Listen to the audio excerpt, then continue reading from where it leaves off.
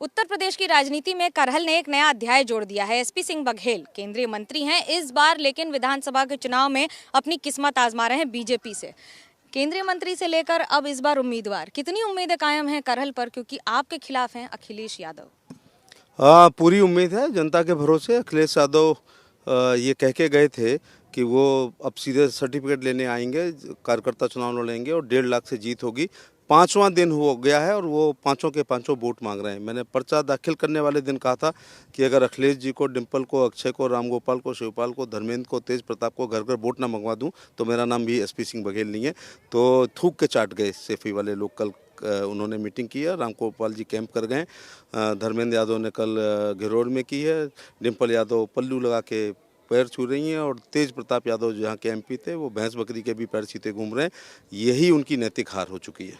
लेकिन समाजवादी पार्टी तो कह रही है कि आप घर घर जाकर दलित कार्ड प्ले करके वोट मांग रहे हैं। मैं तो man to man and people to people contact democracy में होना चाहिए। जहाँ तक मेरा टिकट बहुत लेट हुआ है, लेकिन जहाँ तक संभव होगा मैं प्रत्येक व्यक्ति को, वाल्मीकि से लेकर ब्राह्मण तक और गरीब से लेकर अमीर तक, निजी तौर से भारत सरकार का मंत्री होना एक अलग बात है, लेकिन मैं यहाँ का प्रत्याशी हूँ और प्रत्याशी मतदाता की पहली शर्त होती है कम से कम प्रत्याशी उससे रूबरू हो। इसलिए मैं ये दलित कार्ड नहीं है, मैं घर घर वोट मांग रहा हूँ और यही राजनीतिक शिष्टाचार होना चाहिए। मैं कोई पोप नहीं हूँ कि फतवा जारी कर दूँ और चुनाव जीत जाएँ। मैं सोने की चम्मच लेके पैदा अखिलेश यादव की तरह नहीं हूँ कि मेरे 3 पीढ़ी का हूँ, मैं फर्स्ट जनरेशन का हूँ।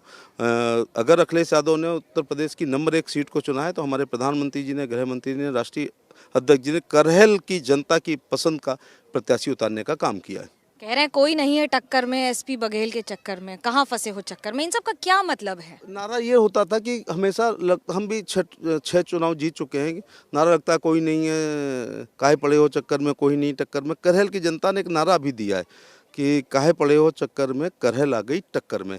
तो भारतीय जनता पार्टी टक्कर में 5वें दिन आ जाती है, यही समाजवादी पार्टी की हार है।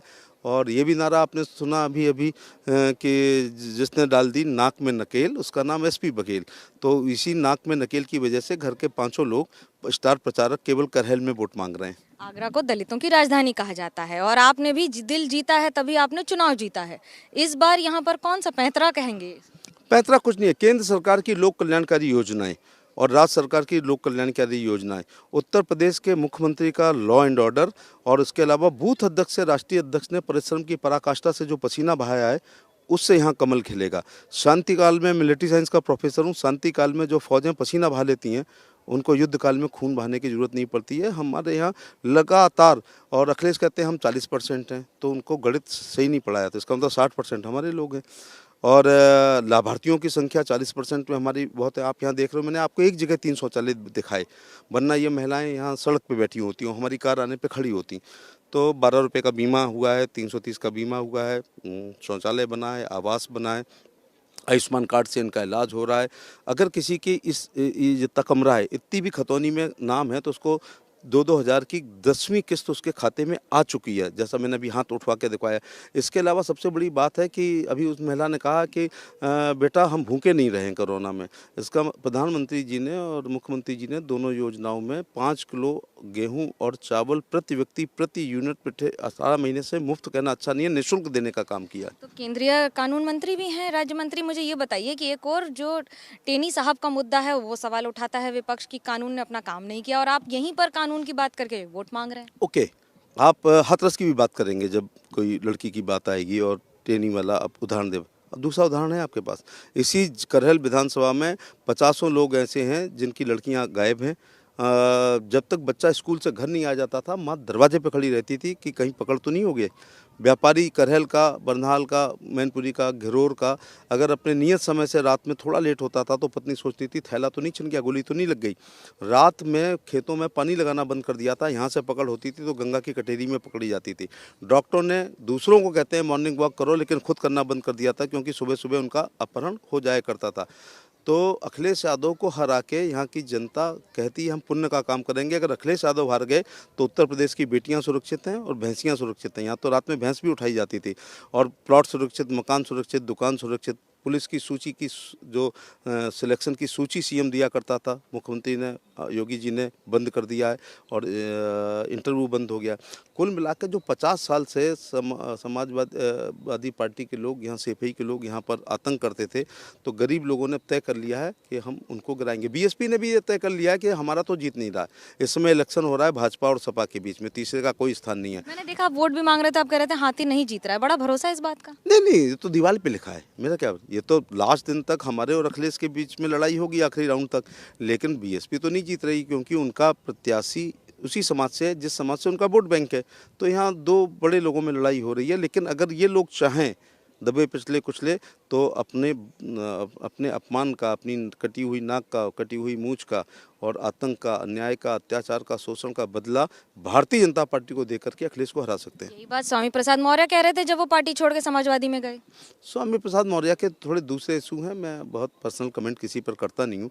एक टिकट उनको मिल गई होती तो वो इस समय भारतीय जनता पार्टी की लोक कल्याणकारी योजनाओं को, अपने श्रम विभाग की योजनाओं को, खास तौर से कि अगर कोई ई श्रमिक कार्ड हो जाता है तो 50 रुपये मिलता है प्राइमरी में, 100 रुपये मिडिल में, हाई स्कूल में 200, इंटर में 1,500, लड़की की शादी में 75,000, दाह संस्कार में 15,000, वो इन वर्णन कर रहे हैं। गिना दी। लेकिन इस बार एक और जहां पर मुलायम सिंह यादव का गढ़ है, वहीं दूसरी ओर अखिलेश यादव इस बार पहली बार उम्मीदवारी कर रहे हैं बतौर मुख्यमंत्री। मैडम, गढ़ किला जो लोग कहते हैं ना, वो इस नीचे खड़ी हुई जनता का अपमान करते हैं। ये राजा को कहने का अधिकार था जो रानी के पेट से पैदा होता था 47 से पहले, कि ये मेरा गढ़ है, मेरी हवेली है, मेरा किला है। अब जो गढ़ किला ध्वस्त हो गए, अब ये मैं आपको बहुत ऑन रिकॉर्ड ये बहुत अच्छी बात बता रहा हूँ, आपने गढ़ कह के मुझे छेड़ दिया है। गढ़ समझ के डिम्पल यादव 4 साड़ी लेके केवल फिरोजाबाद आई थी कि टाटा बाय बाय करेगी, चुनाव जीत जाएंगी। हार के गई हैं। गढ़ नंबर 1 फिरोजाबाद गिरा। इसके बाद अक्षय यादव वहाँ लड़ने आए, मैं लड़ा तो किले में दरार पैदा करी, और इस समय डॉक्टर चंद्रसेन यादव ने 2019 में अक्षय यादव को हरा दिया, तो किला 2 बार टूट गया। फिर डिम्पल यादव ने सोचा मेरा गढ़ कन्नौज बहुत मजबूत है, वहाँ गई तो मेरे पति मुख्यमंत्री रहे, यहाँ से एमपी रहे, कन्नौज से वो हारी हैं, गढ़ नंबर 2 हारा है।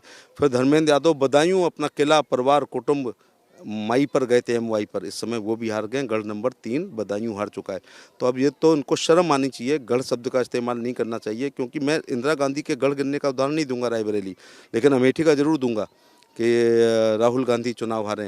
लेकिन मैं इंदिरा गांधी, राहुल गांधी और ममता बनर्जी की बात क्यों करूं हारने की? मैं तो सैफई के हारने में इनको शर्म नहीं आती होगी? सुबह जब टेबल पर नाश्ता करते होंगे और डिम्पल परांठे बनाती होगी, और जब ये कहते होंगे आज हमने ये हेलीकॉप्टर उतारा तो इसको जिता दिया, वो जिताया, ये जिताया, वो धीरे से कहती होगी मुझे कन्नौज में तो तुम लोग जिता नहीं पाए और मुझे तो फिरोजाबाद में जिता नहीं पाए, फालतू की बातें करते हैं। कटाक्ष है ये? हकीकत है, ऑन द रिकॉर्ड है। वोटों की संख्या भी बता दूं कितने सारे, हारने की तारीख भी बता दूं, इसमें कटाक्ष क्या है? कटाक्ष नहीं है, सच्चाई है। और देखना होगा दिलचस्प कि कितनी दिलचस्प ये लड़ाई है। कैमरा पर्सन सूरज पांडे के साथ मनोज्ञा लोईवाल, करहल, मैनपुरी, एबीपी न्यूज़।